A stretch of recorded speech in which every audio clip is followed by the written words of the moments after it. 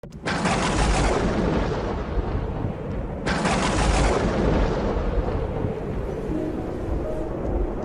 ce temps-là, Jésus disait au chef des pharisiens qu'il avait invité.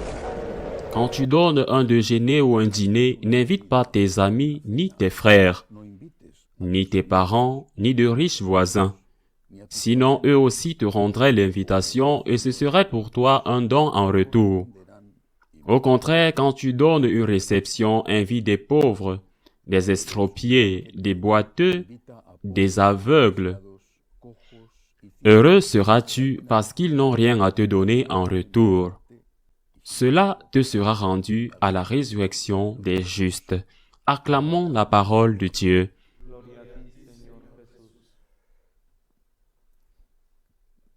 Une fois de plus, et je ne me fatiguerai jamais de le faire, il faut le proclamer. Je veux proclamer, il y a la vie éternelle. L'Évangile aujourd'hui y insiste, il y a la vie éternelle. Mais non seulement il y a la vie éternelle, mais il y a aussi un jugement. Un jugement qui n'a pas à être une punition. Dans ce cas, le Seigneur ne parle pas de punition, il parle de récompense. Le jugement, tout comme un examen, n'a pas abouti à un échec. Il peut aboutir à une réussite ou même à des honneurs. Il y a une épreuve. Dans cette vie éternelle, il y a un jugement. Ce que nous faisons ici sur terre va conditionner l'éternité. Ce n'est pas un rêve, ce n'est pas une invention. Ce n'est pas quelque chose de créé non plus, élaboré pour faire peur. C'est une réalité. Le Seigneur parle pour nous à ce sujet encore et encore et encore. C'est le thème le plus important de son message, sans prêcher sur la vie éternelle.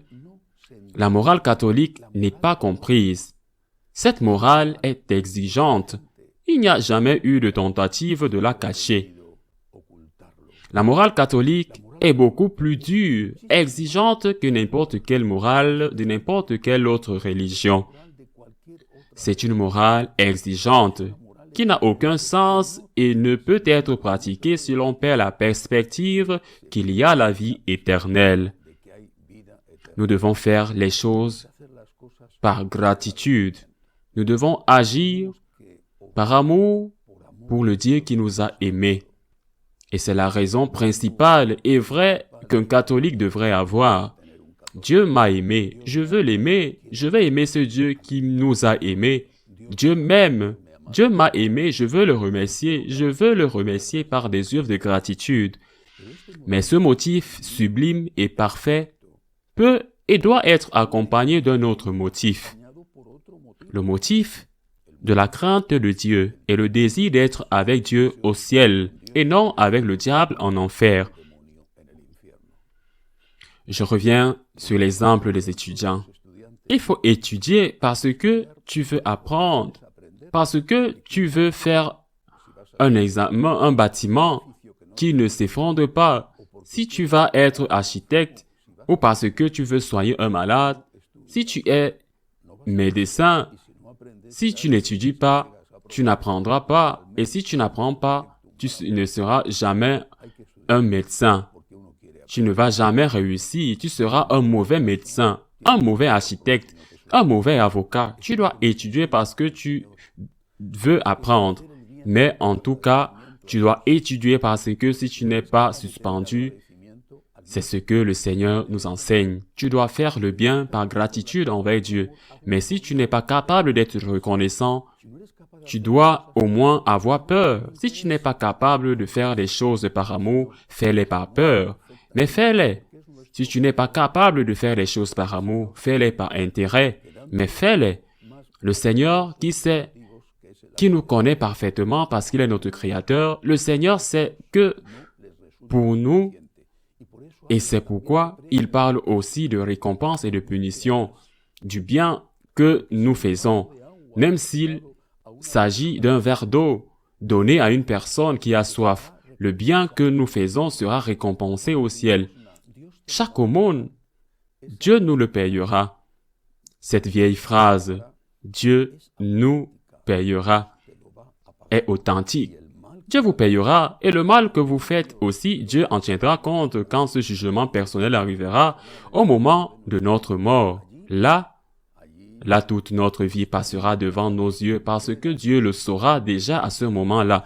À ce moment-là, nous recevrons la récompense ou la punition pour nos actions. Nos œuvres, nous irons avec Dieu au ciel, passant peut-être du temps au purgatoire ou en enfer. L'éternité dépendra de ce que nous aurons fait ici-bas, car l'éternité existe. Il y a la vie éternelle, il y a la résurrection de la chair. Nous n'allons pas mourir éternellement, mais ce ne sera pas pareil pour tout le monde. Celui qui aura fait le bien vivra avec Dieu. Celui qui a fait du mal et ne s'est pas repenti, il devra vivre le pire destin, qui est d'aller en enfer pour l'éternité. Vivons par gratitude. Aimons pour l'amour de l'amour. Et si quelqu'un ne ressent pas la gratitude comme une raison suffisante pour agir, alors il doit le faire parce qu'il sait, parce qu'il doit savoir qu'il va y avoir un jugement où celui qui a mal agi devra affronter Dieu qui est son Père, mais qui est aussi le Père de tous, ceux qui l'a nui, qui ne nous oublie pas. Ainsi soit-il.